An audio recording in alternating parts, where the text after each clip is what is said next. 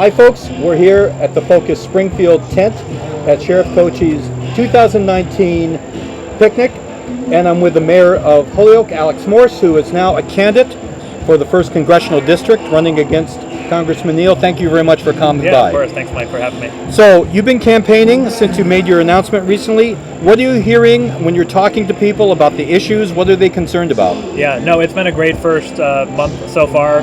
I've been spending a lot of time talking to people all throughout Western Massachusetts, Franklin, Hampshire County, Hampden County, and of course in Berkshire County and some parts of Worcester County. We also launched a coffee shop tour last Friday. So Friday morning I was in Williamsburg at the Elbow Room Coffee Shop. And 13 months out, to see 20 people on a Friday morning excited about this campaign, to ask questions and hear why I'm running, and another 25 people on Saturday morning in East Hampton at Tandem Bagel. To see that level of excitement and engagement in this campaign so early on is pretty encouraging for us and what we want to build over the next 13 months. And I'm committed to showing up everywhere and talking to people about the issues affecting them. And when you look at Western Mass and the challenges we have, the poverty, the economic inequality, the challenges in education, the opioid epidemic, it's important we send someone to Washington that actually wants to make a difference and make a dent on those challenges. Now, you've been going to places where Congressman Neal's support may be a little bit soft. Generally, he's been stronger in Hampden County. Mm-hmm. So are you hearing dissatisfaction from people in terms of the level of representation or the level of him just turning up at things? Yeah, I think that's a key difference between the congressman and I. Is I'm running a campaign that's going to be reflective of how I want to represent the district, and that means doing town halls, showing up, providing space for constituents and voters to directly interact with me, ask me questions, tell me their stories and their challenges. Congressman Neal hasn't done a town hall in over 2 years, and so a recurring theme, particularly in the Berkshires, Franklin County, is number one, not knowing who their member of Congress is, and not being able to ask them questions or see them. And when you think about the rural parts of the district in particular, transportation issues, people literally not having access to broadband internet, schools and hospitals closing in some of the hill towns and rural parts of the district. And so this argument that we have a powerful member of Congress, when you talk to people on the ground that are struggling to put food on the table, to send their kid to school, to find reliable transportation, to get a detox bed, they wonder, well, who is government really looking out for? So if you're elected, you're going to be in a district that spreads across basically 4 counties of Massachusetts. Do you think that you'd be able to do it differently in terms of actually being accessible and being there? I mean, yeah. Turning up for any elected official is just really important to people to see them. Yeah, and I think it's a question of our values. Like, I've always had that value as mayor, showing up in every neighborhood, being accessible at the cafes, the supermarkets, in my office, going to events and showing up in places where a mayor or a candidate hasn't shown up before. And so I commit to holding at least 12 town halls my first year in office in every part of the district. We'll also launch a town hall tour on this campaign later this fall. And I'm young. I have the energy and the interest and the passion of public service, and the only way to really know people's challenges and stories is to directly interact with them. Okay, so I'll give you one final question here, and that is, conventional wisdom is that a person within a party doesn't challenge someone who's the House Ways and Means chair. Yeah. But you don't see that as the wisdom that's guiding what you want to do. Yeah, this is less about Congressman Neal and how long he's been there, and more about the challenges that I see each and every day here in Western Massachusetts, the fact that Western Mass continues to fall behind the rest of the state and the rest of the country in economic growth and education and health, issue after issue. And so I started my career back in 2011 when I ran against a fellow Democrat, and it was less about her and more about my vision for the city and the fact that people had quietly given up on Holyoke and resigned themselves to the fact that our best days were behind us. And so I care less about conventional wisdom, and I care more about the people that I represent. Mayor, thank you much for coming by. I appreciate it. Thank you. Thanks very much for coming by. Oh, absolutely. I wouldn't have missed this. So every month I get a report from the Gaming Commission about the amount of money that we're generating with the casino gaming. Yes. I know that part of your responsibility is the state lottery. Yes. Are we seeing increases, decreases, an impact or effect from, now we've got our 2 resort casinos and we have the casino at Plain Ridge. Do we see Any impact at all at the state lottery? Both Plain Ridge and Springfield have been great lottery agents. They're actually selling our products and doing a terrific job at it. It's too early to see what the impact of Encore is in the Boston area, but we do know that the products that we sell there have not yet generated the kind of interest that they have at Plain Ridge or here in Springfield. So we're hoping that they will work with us. However, we had a record year for the second time since I've been treasurer.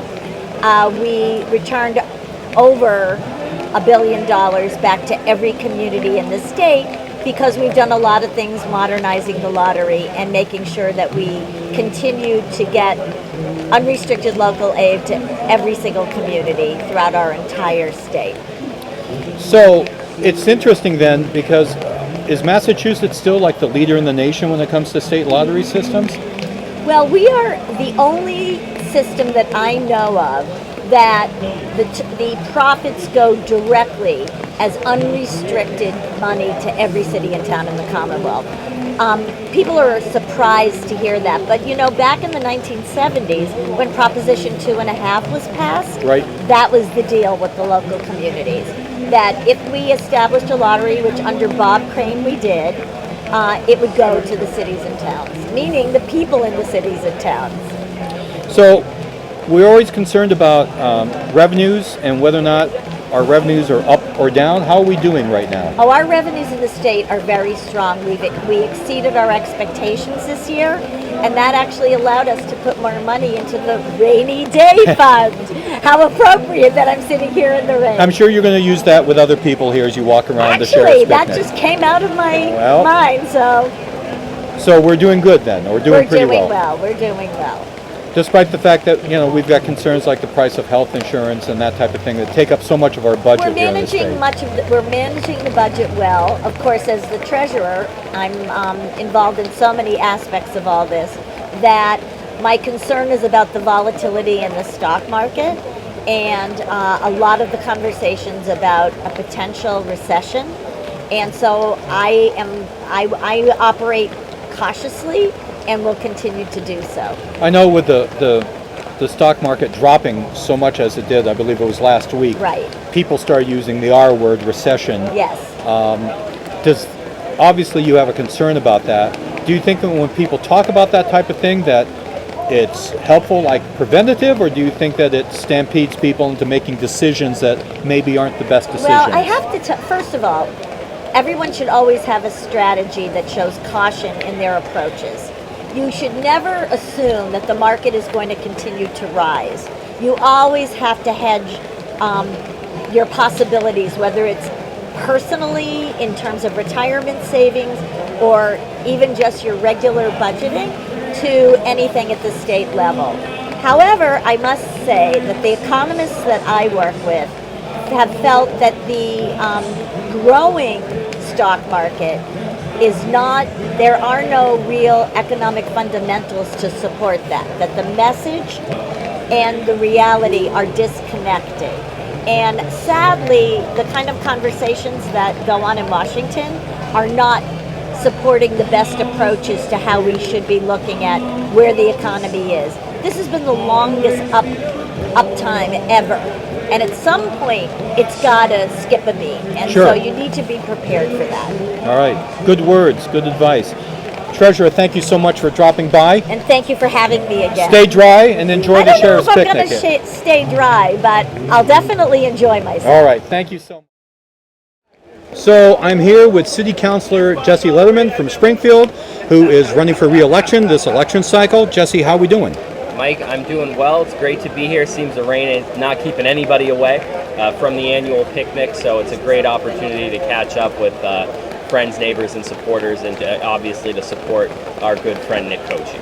So I know that you've been doing a lot of door-to-door meeting and greeting. What are people telling you are their concerns and their issues this election cycle? Well, one of the things that I enjoy most, not just about campaigning, but also about serving, is the opportunity to engage with residents across the city of Springfield. And we've been knocking doors for several months now, talking with residents about the work that I've done in my first term on the city council, what I hope to accomplish next if I'm fortunate enough to be reelected, and also hearing what they want to see the city accomplish. And we're hearing a couple of things. Number one is we're hearing a lot of support for the proactive approach that we've worked to bring to local government. During my first term, I've worked very hard to be accessible to residents, holding town hall meetings, handing out my cell phone number, and following up on those nuts and bolts constituent services issues. And we've also undertaken, I think, a very aggressive legislative agenda. I think this city council has passed more legislation than was the norm before, and I think that's the result of having conscientious councilors that are out there trying to address how we can have legislative fixes. But I think what we're really hearing from residents now also is they want to know what's next for the city of Springfield. We see the development that's going on downtown. Obviously, that is key to the revitalization of the city, but our neighborhoods want to know what's next. And I think what people really want to see is that revitalization expand across the city of Springfield. And that is something that I think is beginning, but something that I'd like to spend the next term really focusing on. How do we revitalize our neighborhoods, and especially our neighborhood economic centers? Because I think that goes a long way to improving quality of life across our city. Well, I know the new Chief Development Officer has said that that's his goal. His goal is to not to focus on downtown, which has been the focus for the last 25 years, but to go into the neighborhoods. I live in Maple Ice Six Corners. You live over in Forest Park. You know, we take a look at our neighborhoods and what they need, and I see things like a food desert. You know, that we need to address issues that maybe people aren't thinking about, but impact everyone's daily life. What do you see as some of these potential development opportunities for the city's neighborhoods? Yeah, I agree wholeheartedly with what you just said. I think when you look at the city of Springfield, especially because we're an older city, all of our neighborhoods, for the most part, are developed around their own sort of mini centers. You may talk about Maple Ice Six Corners and Mason Square. You've got the square right there. Forest Park has the X, and so on and so forth across the city of Springfield. Every resident should be able to access those economic centers for both convenience and also for things like grocery shopping, restaurants, coffee shops. And I think that is really important. I'd love to see us focus on looking at a plan for each neighborhood center in the future and actually have, you know, a designated city planner or somebody of that nature really actively going out and marketing what is available in those neighborhoods and looking for businesses to bring them in. I think we also have to look at housing across the city of Springfield. I think the things that I've focused on in my first term have really been short-term goals. We wanted to get this initiative funded, get this legislation passed, and I think we've shown the people of the city of Springfield that we can get the job done. In my second term, I hope to be able to take a step back, if I'm fortunate enough to be reelected, and look at some of those big picture issues. Housing is one of them. It's key. We convened as chairman of the Committee on Health and Human Services, and my colleague, Councilor Adam Gomez, chairman of the Committee on Economic Development. We convened the first hearing on housing in Springfield in many years, and we had a very broad group of individuals, residents, and organizations come in and give us testimony on what the state of housing is in the city of Springfield, whether that is market rate development, affordable housing, home ownership opportunities, and we got a lot of great information. But one of the things that we know very clearly is we have a lot of housing stock across the city that needs to be renovated. We have a lot of housing stock across the city that is owner-occupied, where people may not have the means by which to get that property renovated, and that's one of the things that our most recent housing study really called attention to. If people don't have a safe place to live and access to that, that's the fundamental to revitalizing our neighborhoods. And so housing is something, in addition to those neighborhood economic centers, that I really hope to prioritize in the upcoming term. Excellent. Jesse, thanks for stopping by. Thanks so much. Stay dry. Wonderful to see you. We're here with Kenzie Gillette, candidate for City Council in the City of Springfield. How you doing? Doing very good, thank you. Okay, so I know that you ran last election cycle. You're running again. What lessons did you learn from the previous campaign that you're applying to this campaign? All right, so thank you. So I ran in Ward 2 last time. Now I'm going at large. What I really learned is that time is very valuable. So any free moment I have, it really is about reaching the voters face to face. So I'm hitting those doors as often as possible. And I'm not really not taking for granted the amount of time that we have between now and the election. Okay. What are people saying to you are the issues or concerns when you're talking to voters? Yeah, you may talk about politics. You really think that the big issues are like crime as a whole or economic development as a whole. But when they're at the doors, they talk about more personal issues that are more salient to them. So talking about the pothole down their street, talking about the house down their street that has police response every day because of a domestic issue.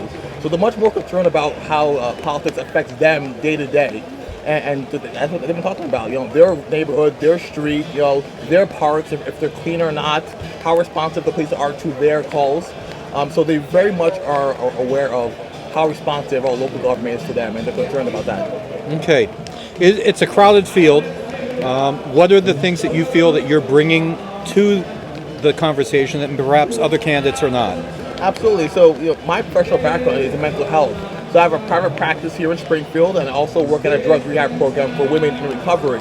So I'm hoping to bring my expertise with mental health and substance use and recovery field to the council to root out crime, talk about education, to talk about economic development, because all that is wrapped into a discussion about mental health and substance use. Okay. Kenzie, we're going to talk to you again. Thank you so much for taking the time. Stay dry. I will try. All right. Thank you so much, guys. I'm here with former Springfield State Rep Sean Curran, who is now running for City Council. At large? At large. At large, Mike. Okay.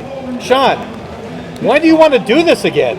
Well, I think it's a great opportunity to serve. I haven't been on the ballot in about 6 years, and I think right now is a great time for our city and a great opportunity to get back in the political game. And I think we could probably use a little bit of a change in the City Council and a little bit of a change in the direction which the City Council is going, and really set the agenda for infrastructure improvements, public safety, and education. So I think this timing is right, and I hopefully 2019 is the year. Okay. So as you're campaigning, I just asked Kenzie this, and I asked Jesse this, what are people talking to you about issues? What are the things that they're concerned about in the city of Springfield? I think infrastructure improvements. Right now we have a AAA bond rating. We've left our financial woes that we were experiencing 15 years ago. We've come back from that. I think now's the time to take a gamble on infrastructure. I really think the townspeople, residents of Springfield, are talking to me about sidewalk improvements, street lights, roadway improvements, and I think we need them. I mean, if you drive around town, I think we could use a little bit of a coat of paint, and I think that an infrastructure plan for the next 5 years for the city really is needed. So I'm hoping that the City Council can study the chance that we have a $250 million infrastructure improvement plan here in the city over the next 5 years that'll help all neighborhoods get a piece of that funding to help their town centers, Indian Orchard Town Center, the exit Forest Park, Mason Square, and hopefully we can get a little bit better sidewalks, a little bit better street lamps, and a little bit better roads. You mentioned education, and granted, that's a huge issue in every city right now. What are you seeing as some of the challenges or some of the things that the City Council could help with the education issues? Well, right now on Beacon Hill, they're talking about changing the funding formula on education. I think that's a prime issue for the City Council to undertake. I think they should work with the state delegation and work with leadership on Beacon Hill to make sure that Springfield is not left out of the equation. Anytime you change the school funding formula, and they're having serious discussions on Beacon Hill about doing that, so right now, that could negatively impact the city of Springfield. So we need to have a seat at the table, we need to have a voice at the table, and we need to be right in there on that issue. Okay. Well, we will see you on the campaign trail. Thank you very much, Mr. Thank Dobbs. you, Sean. It's great to see you again. I'm here with Senator Ed Markey. Thank you for coming by. I guess the biggest question I've got is we still are experiencing a lot of legislative gridlock in Washington. Yep. And it's concerning a lot of people across the country because this is now trickling down to states that are not seeing action when they need action. How frustrating is it for you to be a Democrat in the Senate and having to face daily not getting legislation to the floor that you guys can work on and hopefully pass? No, there's a graveyard of legislation which Mitch McConnell has created. We don't even have a vote on whether or not we should have background checks for anyone buying a gun. We don't have votes on protecting pre-existing conditions. We don't even have a vote on climate change. Is it real? Should we do anything? So it's very frustrating because we know that voters want action. on these issues. But if you don't have any debates, if you don't have any votes, then ultimately the country suffers. And the Republican Party, through Donald Trump, they think that they're the winners, but in fact, ultimately, the whole country is a loser. With the primary coming up with the Democrats, with an election in 2020, do you get the sense that there's enough frustration across the country that they really do want an alternative to the current administration? I can feel it out there. There's a level of enthusiasm that I have never seen in my life. In 2016, I would say that they did not fully understand what the risk was of having Donald Trump become president. We're going to see a turnout this time from the other side. That is the Democratic side that we have not seen in generations. Now, have you announced who you're going to be backing? I've endorsed my great partner in the United States Senate, Elizabeth Warren. I think she's doing a great job in the debates and in campaigning, and I think she'll be a great president. Sir, thank you very much. Appreciate you coming by. Thank you. Thanks for having me. Okay, I'm here with veteran city councilor Kenzie Walsh, who's running for re-election as an at-large candidate. Thanks for coming by. Oh, thank you for being here. It's nice to have an opportunity to talk to people. You know, I used to do this. That's right. Yes, so I always enjoy a radio interview. Reporters Roundtable. Reporters Roundtable. I remember. Yeah. I met a lot of nice people, and I actually met people over the air, which is how I met Yoko. Remember Yoko, who's unfortunately Yes. her daughter was Yes. one of the first domestic violence victims in Northampton. I met her over the air, and we became great friends. So, as we enter into another election cycle, what are people saying to you, constituents, that are their ongoing issues and concerns? Well, last night I was at the Mason Square Library where they had a candidates forum, a meet and greet, and most people there seem to think that Springfield is headed in the right direction. People remain concerned about public safety.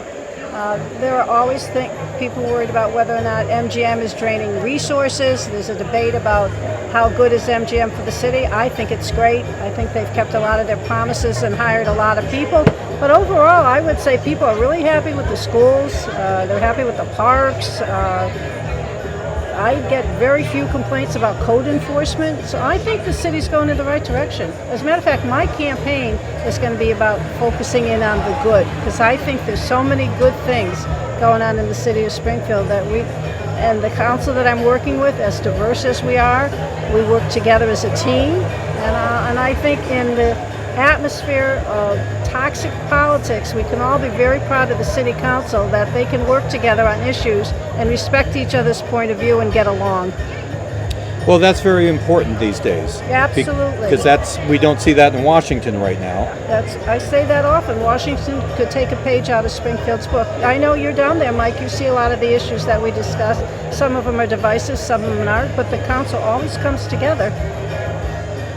And people do not take it personally, and they work together. I think it's a great council. I'm very proud to be on it, and I thank the voters in the city of Springfield for keeping me there and hopefully sending me back. So you want to really focus on letting people know what progress has been made then? Yes. Okay. Yeah. Are there any other issues that you're seeing yourself that you really want to address if you're reelected? Is there an agenda in your head that you would like to bring to the council for another term? Well, I think we all want to make sure that we do marijuana right. I think that's certainly the big issue out there. Four of us had an opportunity, Councilor Hurst, Councilor Gomez, and Councilor Ramos. We had an opportunity to go to Colorado and see for ourselves how it was done out there, and some of the laws that they put in. They shared with us some of the things that worked and didn't work, and I think we're all concerned about having a new business come into the city, and I think it's a business that's going to be here to stay, that we do it right. I think that's on the forefront right now, is doing marijuana right, and evaluating the companies that are coming in and making sure they're a good fit for the city of Springfield. All right, excellent. Kenzie, thanks for stopping by. Okay, I'm here with Dominic Sarno, longtime mayor of Springfield, running for another term. Thanks for dropping by. Thank you. The cigar aficionado himself, Mike Dobbs. And I love when he does his shows at Smokey Joe's Cigar Lounge. I'm trying to get him up there, folks. I know. My Chief of Staff, Tommy Ash, enjoys a cigar and have a little cocktail up Marion there. was even up at Smokey Miriam, I Joe's. heard. Yes. And I got to give a shout out to my old Fleet halfback, Stevie Carey, behind the camera there for Focus Springfield. So, Mayor, another term? Yes. Yeah, if the people will have me, I'm honored and privileged to be the mayor of the city of Springfield, and I love what I do, and I live it 24/7. We've done a lot of good things all across the city, but there's much more to be done, and I'm here in support of Sheriff Nick Cocchi, who has really done a tremendous job, and he is Sheriff Ash laid that foundation, and now Sheriff Cocchi's taken the next level. I can't say enough about Sheriff Cocchi on this Section 35, and I know he's taking some flack from certain advocates, but to me, and I told him I'll stand side by side with him, he's saving lives. Right. And we all have family members and friends who've gone through this or going through it. He is saving lives in a structured type program, medical aspects, and when you talk to the people that are going through it there, they say he saved my life, and that's peace of mind to a family and to the individual he or she is dealing with it. So, I know there's a lot of issues that you deal with on every day. I have to ask you, as we come up right a few days before the official one-year anniversary of MGM, what is your assessment? Do you feel comfortable with what has happened in the last year? Do you feel good about the progress that they have made in the marketplace? What's your feelings about it? Very positive and very comfortable with it. And I want to thank your reporting too, through the Reminder and now the Republican on it. This is a world-renowned company that invested nearly about $1 billion here in the city of Springfield. Has created well over 2,400 jobs. Prior to that, construction jobs. Spin-off effects of supplies, materials, and vendors for economic development. And, we're getting very, very close finally to that market rate housing coming to fruition. And the ULI reported many, many years ago about Court Square Plaza, saving that historic plaza there. So they have hired upwards of, I think, over 40% Springfield residents have been hired. And I've told you, Mike, I said it, you probably go crazy when I always say it for 1,000 times. Any mayor in urban America, for he or she to continue to knock down poverty, a vicious cycle of poverty and public safety issues, three things: family, I'm familiar with, sometimes it's tough to get involved in; education, 1A, 1B, jobs, put our people to work. I think it's been very, very positive. They're also picking up the pace on big shows at the Mass Mutual Center, and now we're going to have Symphony Hall too. When those big shows show up, and Aerosmith will have 23,000 sold out for the 4 shows, all the surrounding businesses do tremendous. You talk to Nadine's, Red Rose, Mike, right? Everybody said Red Rose is going to go out of business. Go out of business. They're expanding. They're doing That's so well. what I heard, that they're and expanding. our restaurant district that I have now, the Innovation District, so they're realizing that, and then the investment that is spun off from people taking another look at Springfield, saying, why the hell is MGM here? So, we're getting other developers. I would tell with Kevin Kennedy has since retired now, Tim Sheen, always coming in looking to do stuff now in the city of Springfield. So it's helped me reinvigorate and reinvent the downtown area, and it's also helped me to do stuff in all our neighborhood areas too. Riverfront Park, you were there, Michael. That city money, state money, MGM money, it looks wonderful down there, and having that 9/11 memorial, it makes your heart, really goes to your heart on it. And the water park that we have there, and at night. So I'm very pleased. There have been a very good corporate citizen. We work well together. I will continue to hold them to all their agreements, but we work well. But I do get a kick out of some other media entities trying to indicate not living up to things. Again, when they put across their projection was based in 2012, a lot of things changed at that point in time. The other thing, too, is when you look at New York, what's going on there, those places are losing money. MGM is not losing money. Their gaming numbers, they want to bring them up a little bit more. Their hotel and off gambling numbers are very, very strong. Many more conventions coming in to downtown Springfield, which means the hotel numbers are going up all over the place and people are spending money on it. So on the projections there, the other thing, that's why I negotiated, my team, we negotiated so hard. I'm guaranteed my money. Right. I'm guaranteed my money for the citizens of the city of Springfield. And that's helped us do a lot of different things across the city. Mayor Sarno, always a pleasure. Michael. Okay, I'm here with Kelly Moriarty Finn, who's running for city council at large. Yes. You ran 2 years ago, so I got to ask you, what did you learn from your first effort that you're applying to this effort? Michael, we learned so much. We actually created an Excel spreadsheet of lessons learned. Number one, I think we drank from the fire hose and listened to too many people. Okay. You know, when you're a newbie, you think everybody has great advice, so you take it all in, and then all of a sudden you're processing so much information that sometimes it contradicts one another. So we learned this time to pump the brakes a little bit, listen to our hearts, and listen to what we think we need to do. And I think that's been the biggest takeaway from 2 years ago. So as you're campaigning, what are people saying to you? Are there issues? You know, what do people identify as the issues that they're most concerned about? I think the big question that people want to know is, MGM's been up and running, they're generating revenue, and where's the tax revenue going? And that's a great question. I'm campaigning on the fact that, as I did 2 years ago, we have 17 neighborhoods, and all of them need the love and attention that the downtown has been afforded. And here we are, we've got some tax revenue coming in, and are we going to ever see it come out to Maple High and Six Corners and Old Hill and 16 Acres? We need to know where that money's coming from. There are a lot of people who were in favor of the casino, but will never go to the casino, but they ought to reap some of the benefits of that revenue. Sure. I know we have a new chief development officer, and he's spoken about getting economic development into the neighborhoods. You just alluded to that. Are there things that you really feel that the neighborhoods should have that maybe they don't right now?